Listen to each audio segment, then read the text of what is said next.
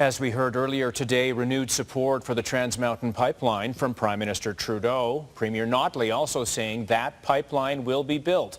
Then this afternoon, the BC NDP and Green parties confirmed that part of their coalition includes doing everything they can to stop the pipeline from happening. Interesting times ahead for sure.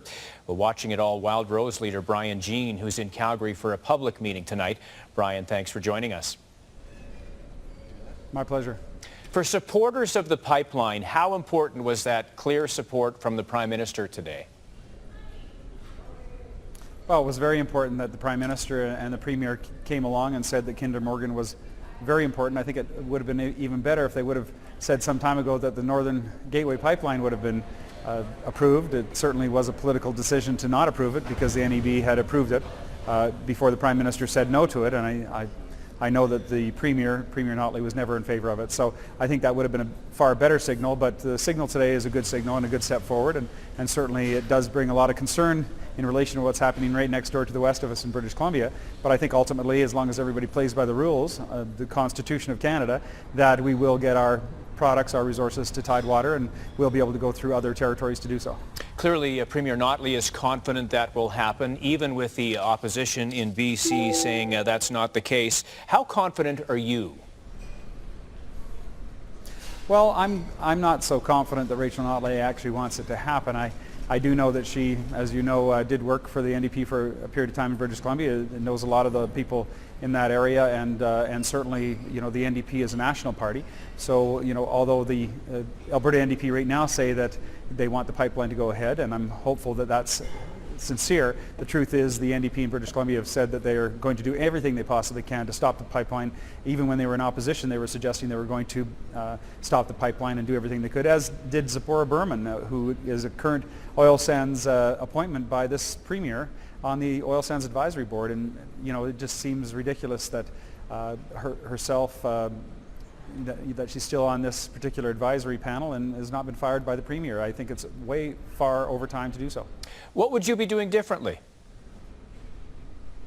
Well, I can tell you what I would be doing certainly is to make sure that we continue to have great relationships and even better relationships with other provincial leaders and federal leaders. But what we wouldn't do is we wouldn't bring forward some snake oil concept called social license. I mean, this is a concept that truly has no fixed amount of anything that can be given in order to receive the application approval. Social license is the modern day snake oil, and I think clearly that Rachel Notley coming forward with that concept has opened the door to many dangerous things, including the avoidance and not respecting the Constitution of Canada, which I think ultimately has to be respected. Brief comment then, Brian, on this. How would your relationship be any different? The NDP leader in BC is telling the NDP leader in Alberta, we'll do everything we can to stop this from happening.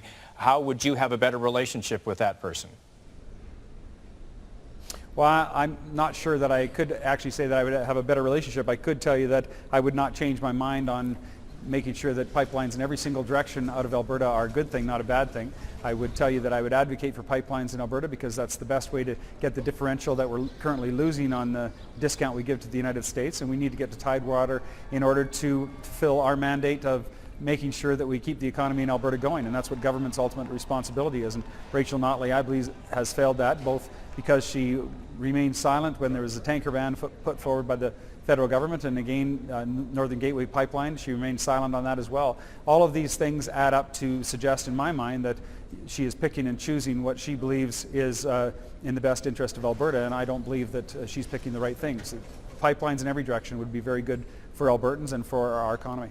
Brian, I appreciate your comments tonight. Thank you very much.